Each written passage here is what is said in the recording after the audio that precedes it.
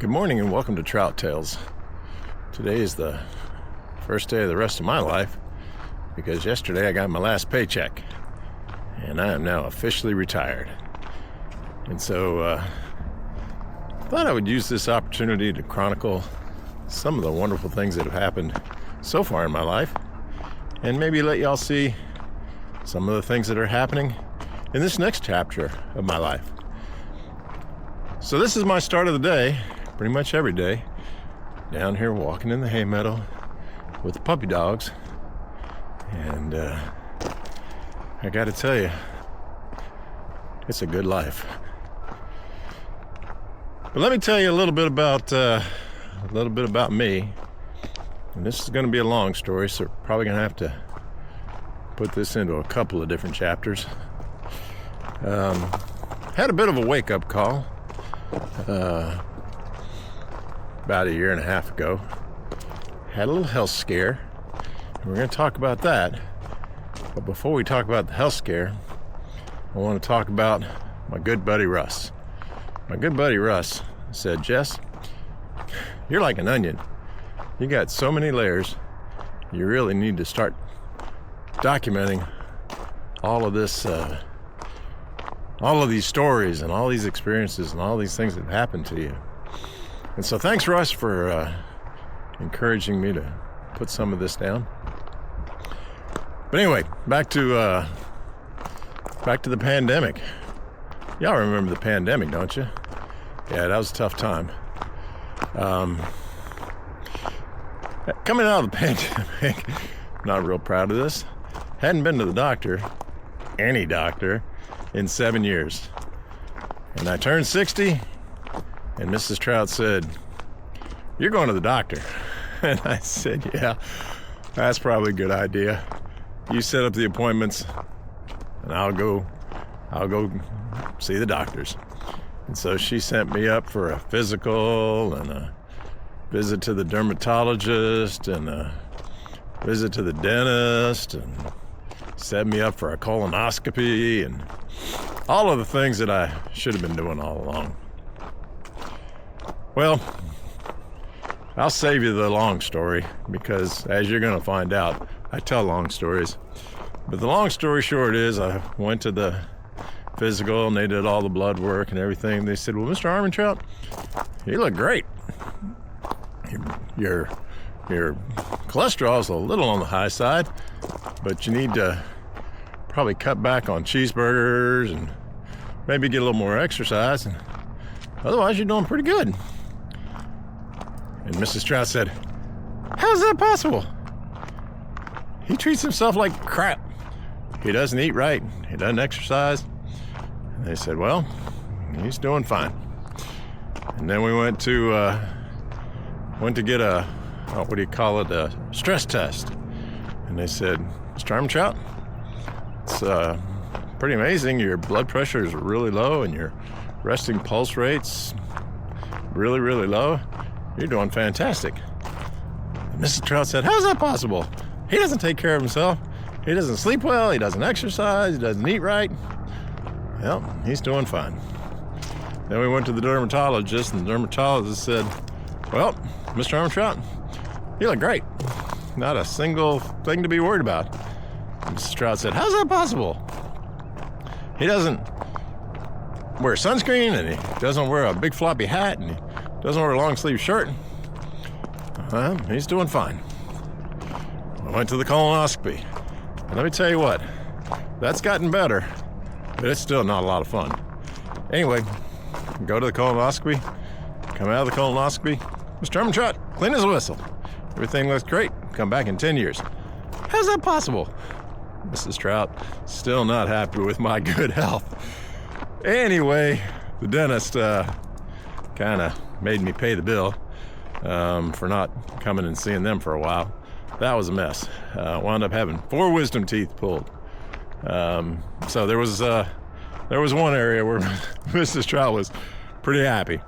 Anywho, age 60, everything seemed pretty good. Well, let me tell you about CrowdStrike. Y'all know what CrowdStrike is? CrowdStrike's that software that is in pretty much every computer that has Microsoft Windows. And in July of 2025, they had a problem. And pretty much every computer in the country locked up. So let me fast forward to July of 2025. Starting to have little weird symptoms and signs and hints that, well, I just wrote off as getting older. Started noticing that I got hot really easy. Well, in Texas, it's hot. So I didn't really think about that too much. And I would get out of breath really easy. And one day I was helping my neighbor Cliff, who's 82, and I was having trouble keeping up with him. And later I found out he was worried about me. He thought I didn't look so good. Well, I was still getting out and about and doing what I do and walking the dogs here in the hayfield every morning. In early July, the wife and I went to Breckenridge. Went hiking up in the mountains, 12,000 feet, no problem. Week after that, went to my nephew's wedding in Richmond, and I remember looking at some of the photos, thinking, "Whew, the boy's getting a little chunky." And I thought to myself, I probably need to eat less cheeseburgers and get a little more exercise. Well, fast forward to the Friday after the nephew's wedding. So July 19th, CrowdStrike had a problem. Pretty much every computer in the country locked up. Well, back then I didn't have all the best sleeping habits. We mentioned that. And I remember waking up in the middle of the night, 2 o'clock in the morning, going in the little boy's room, and looked at my phone and I had an email message. Hey, here's life lesson number 1. Don't read emails in the middle of the night. It can wait till the next morning. Anyway, I read this email and it really made me cranky. And I won't go into the details of that, but let's just say I don't love IT departments. That's another story. Anyway, I realized I couldn't really do much with that email at 2 o'clock in the morning, so I went back to bed. Next morning, woke up, went into the home office, and noticed that my computer monitors looked kind of weird. Came on down here into the hay meadow, walking the dogs, was reading the news, read about this thing called CrowdStrike. It said computers all over the world were locked up. And I thought, oh no, please don't let me have a CrowdStrike infection on my on my office computer that was in the home office. So anyway, I went back up from the hayfield. Yeah, you're gonna see that trip here in just a second. Went back up from the hayfield, went into the home office, and sure enough, I'm infected with the CrowdStrike problem. So I knew that I needed to take care of this email that I got at 2 o'clock in the morning ASAP. So I called IT. Did I mention I'm not a big fan of IT? Well, after 45 minutes on hold, I finally got through to our corporate IT, and they told me, yep, it's a problem. We don't know what to do about it. I'm like, well, that's just great.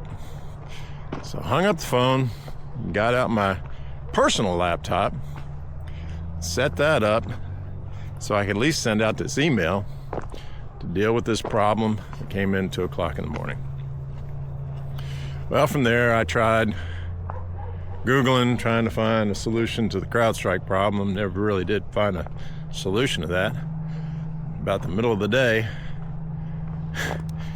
I get a call from Paris, France. So I told y'all I get long-winded, so we're going to pause this video for intermission. Come back next week, and we'll let you know the rest of the story, as Paul Harvey would say. But in the meantime, I think I promised you I'd show you what hiking up the hill looks like. And so we'll show you that to give you a teaser of what's to come. Take care. Talk to you soon. All right, so here's the boys, and here's the hill that we hike up and down a couple times a day. Let's go ahead and head up the hill. Come on, boys, let's go. Let's go. Up you go. Now they have four-wheel drive, so they go fast.